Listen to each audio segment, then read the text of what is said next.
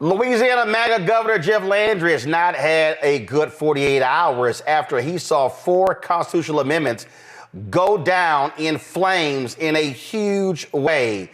Amendment 1 lost big, 65-35. Amendment 2 lost big, 65-35. Amendment 3 lost big, 66% to 34%. Amendment 4 lost 65-35. Early voting was powered by black voters. They turned out in huge numbers. The folks who made that happen join us right now. Activist Gary Chambers Jr., Ashley Shelton, President and CEO of the Power Coalition for Equity and Justice, Cliff Albright, co-founder, Black Voters Matter, will also be joined by Geno McLaughlin in just a bit. Gary, I want to start with you. Look, you came on the show multiple times. They even tried to pull in 50 Cent late to send out a video as well as text messages. None of that worked. It was a resounding rejection. I think that what you saw is when power and people collide with each other, we can have real change in our communities. I want to shout out Ashley Shelton, Cliff, and all of the organizations and organizers around the state of Louisiana and the people of Louisiana and say thank you for sending this message to Jeff Landry. This is the first time that voters in Louisiana had the opportunity to tell the governor and the supermajority legislature what they think about the job that they're doing. And the answer is that over 60% of the people of Louisiana said no. Over 37% of the people who showed up to vote early were black, and black voters led the way through this conversation. I am so proud to be from Louisiana today. I have often said that Louisiana is not a red state, it is an underfunded state. And what we saw here was when the organizations had a balanced footing financially with the governor did spend more money, but this was not a race where I think they overestimated themselves and didn't spend as much as they normally would. And so it was more of a fair fight. And in that fair fight, the policies and the things that are on the right side of equity and justice always win, Roland. And thank you for always elevating these conversations. I appreciate that. Ashley, here's the deal, though. I always say money cannot beat votes. When you engage people, when you talk to them, when you educate, when you inform, and then you let them know what's going on, it can change elections. And that's exactly what happened here. Walk folks through what y'all did by traveling around the state. Yes, absolutely. And for us, this is a great win because this really is about people power. We know that we started with a town hall to kind of build some momentum. Gary and I went across the state of Louisiana talking to voters. I'm really proud to say that we had large turnout at all of our town hall meetings. We had black, white, old, young.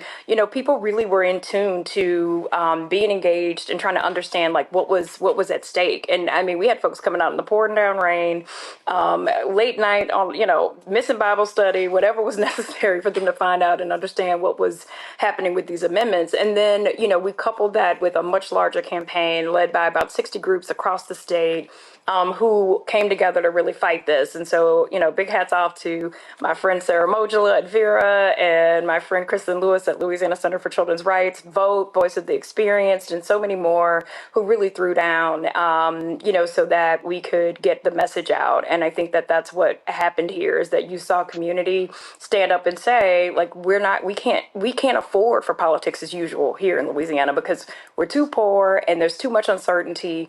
And these things were just patently bad. And I think it's also of note for the percentages you just shared that, Amendment 3 that would have put children as young as 14 years old in adult prisons got the most votes out of all of these amendments at 66% versus 64% turnout. And so we know that, what they meant for harm and the most egregious of these amendments was the one thing that people turned out and said, absolutely not. We will not give up our children so that, we can give bigger tax breaks to corporations that aren't even here in our state. Cliff, a lot of times, I'm talking about for years, I've said to people, listen, stop sending money to campaigns and then you beg and hoping the money comes back into the community. I've said that when we fund our own organizations, we can now spend the money the way we want to. Y'all did that by working with grassroots folks on the ground. So talk about that piece as well. You're on mute.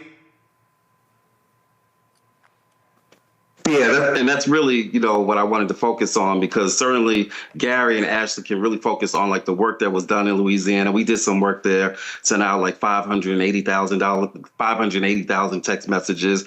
But it's really about that work that Gary and Ashley are explaining. And as you said, that work takes resources.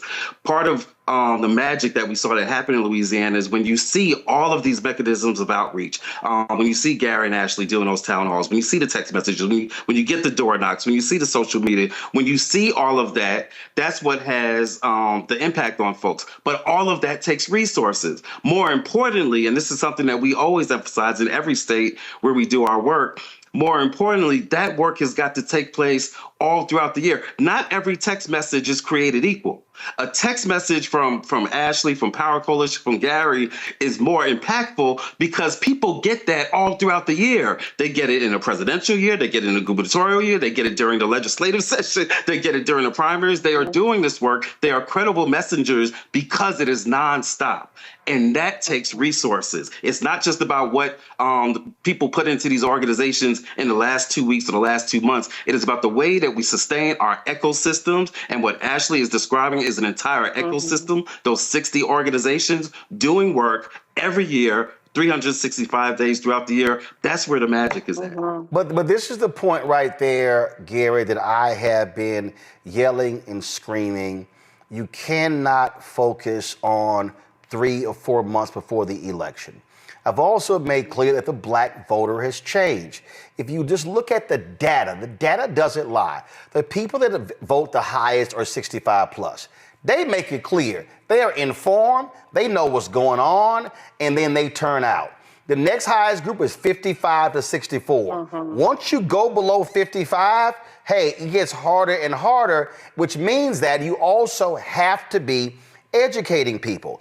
We also cannot wait for a party to invest resources in a candidate. Now, the reality is that when you start looking at, frankly, the issues, more than likely a Democratic candidate is going to align with black folks on the issues, but you still have to reach them, talk to them, educate them, inform them.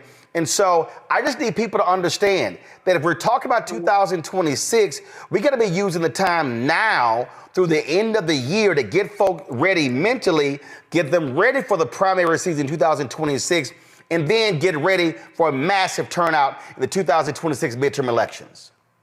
I think you're absolutely right. I agree with everything that Cliff said, as well as Ashley. I think what you saw here in Louisiana is when all of the wheels and mechanisms are working together well, and when they are in a fair fight. And so what we need right now is for the Democratic Party and those around the country to pay attention to the Deep South, Louisiana, Mississippi, Alabama, these places where black people are in community, and then empower the voices and the people in community that they trust to go do the work that we already do. When you see people from working class white men showing up at these events to brothers with goals in their mouth, you know that you are cooking with the right sauce right now, and you're going to be able to get the combination that you need at the ballot box. That, to me, is the specialty in what we do that's different than a regular ad on TV. The text messages, the communication, the mail, when it's coming from people that you trust, that is something that you can mobilize behind. The other thing is, while the rest of the country is telling us to stop talking about black issues is what motivated black people to get out and go vote. That we need to have things and that either black people care about, that they can go out and fight for, or when we are defending our families and our children, black people will show up. We have to be motivated in certain situations unless we go out and do the work of educating and informing our population of people, because the reality is there's a whole generation of black people that did not grow up with the understanding of what took place in the civil rights movement. They are actively not teaching our children our history, and so it's on us to get into these communities, build relationship, have conversations with our people, and give them the information that they need. I say all the time, I trust the brilliance of black people when they have the information. So, all right, Ashley, this election is over. What's next for the Power Coalition? Well, we're gearing up for legislative session, so we go into session mid April, and and we think we're going to build on this moment and build on this momentum. And so this is the time. They used the teacher this teacher stipend that was not a pay raise. They absolutely had the power to give our teachers a pay raise, and the legislature chose not to. But we're going to use this as an opportunity to mobilize our teachers to say, like, let's actually go fight for a pay raise, since allegedly that's what the governor was trying to do. And so using these moments to really help people galvanize and really get behind what they deserve and what is actually real, and to like take the mystery out of politics. Like, no, like the legislature has the power to give you a pay raise. And so let's go and fight for that, especially since they tried to use you to drive voter turnout and, and take advantage of you and not give you what you deserved. Now, what also are you looking at in terms of Gary, on keeping the momentum going? Because again, it's a lot that happens. People say, I'm busy. And so how do you see April through January, and then let's say the first January through June, and then July through November, Gary? So one of the things I'm already actively working on is to do a civics for the people on some college campuses, because I think that we've got to get our young people informed and understanding the policies that are impacting them, and then how they can play a role in that. I think that a lot of times we expect people to participate in a game that they don't understand. And so it's on us to make sure that they understand the rules, understand their role in playing this game, and then empower them so that they can get out there and get to work in this field the same way that we are. Cliff? Yeah, so a couple of things. One, in terms of Louisiana, we got to keep working with Gary, keep working with Ashley on some of those state issues, as well as on some of the federal issues. One of the things that we know is critical in Louisiana is the attacks that's been coming from the administration in terms of environmental protection, right? We all know about Louisiana and Cancer Alley and a range of issues. Policies like that impact our folks. When we can connect those dots on what exactly is happening at the policy level, at the federal level, and how it's impacting literally our lives, our health, our housing in places like Louisiana, then people will get more motivated to get involved. The other thing is, not shameless plug, we got to remember there's some other elections taking place tomorrow, Wisconsin, Florida. I'm sure that you're going to talk about that a little bit later on, Roland. But this same process that we're talking about here for Louisiana, investing in the infrastructure, investing in the local groups, doing it 365 days out of the year. There's some great groups in some of those counties, some NAACP chapters that we're working with, some churches that we've been working with. All those organizations need support, even in these last 24 hours, right? There are things that everybody watching this can do to continue to support those elections and continue to support Louisiana. Last thing I'll say about Louisiana is this: it's all about momentum. It's like telling a story. This victory in some ways builds off of, I'm sure Gary and Ashley will talk about, the victory of that second congressional district that was recently won in the state of Louisiana. That came about because of deep organizing that Ashley and Gary and others in that state have been doing. Yes, it's litigation. Yes, LDF has done an incredible job, but that litigation can only be successful when you got the folks who are on the ground doing the work, even serving to be plaintiffs. So all of these strategies have got to work together. Last one. Isn't there a New Orleans mayoral election? When is that? It's this October, Roland. And so that is, for me, one of the critical issues for us, for all of the Black folks in America who enjoyed the Super Bowl and all of that Black flavor that was in it. There is a mayor's election in New Orleans. A lot of y'all going to come to town for Essence. Make sure that you're paying attention to the Black candidate that's on the ballot. There is a reason that we have the magic that we have in that city, and it has been Black people and Black leadership. Louisiana, over the last few years, has lost the Black mayors in 4 out of the 5 largest cities in this state. And so New Orleans is the only city that is a sizable city in the state of Louisiana with a Black mayor currently. And it is my intention to make sure that it remains a Black mayor in New Orleans. Well, Ashley, if you could speak on that. And I would also hope that the Black candidate is reaching out to Black-owned media, talking. We're going to make sure it happens, Roland. Ashley, go ahead. Yeah, no, and I wanted to share too, like this week, I'm glad Cliff brought up the congressional district.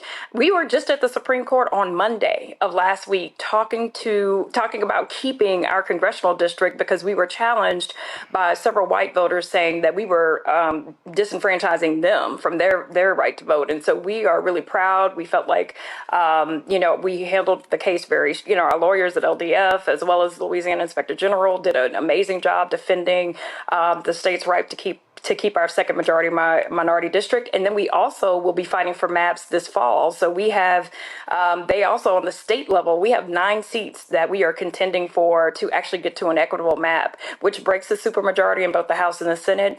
And those maps will be considered in this legislative session. And so this is about, bringing the power back to the people. This is about equity and voice and opportunity. And so, we're really excited about, how we move forward and how we take this momentum to the next level. So I am very much a believer in when you have a victory, you spend 48, 72 hours enjoying that victory, then it's time to get back to work.